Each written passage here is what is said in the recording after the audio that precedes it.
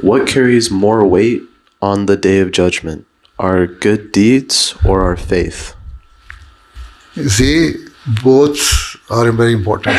Allah Ta'ala says that whatever you believe, you practice on it. If you say, I'm a Muslim, and if you are not offering 5 daily prayers, then you are not following the instructions and commandment of Allah Ta'ala.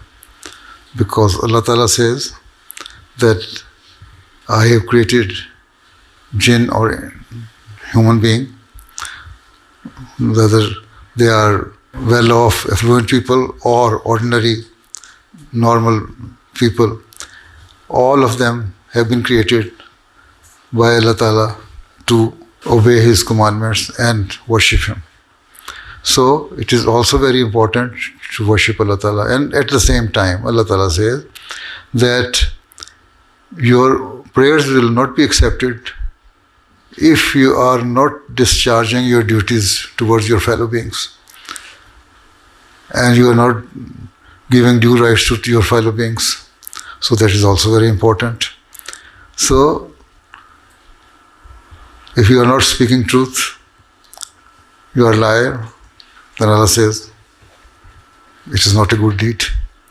If you are not serving humanity, then Allah says, I am not happy with you. If you are not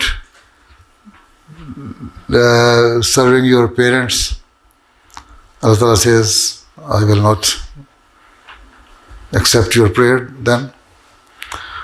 And if you are not dealing with your fellow beings properly and living with them amicably, then Allah Ta'ala says, oh, I will not accept your prayer even.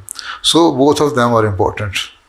So Allah Ta'ala says, this is why Hazrat Muslim says that I have come for 2 main purposes. One, to bring mankind closer to their Creator.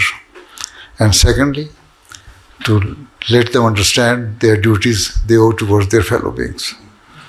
Right? So these are the 2 things we have to follow.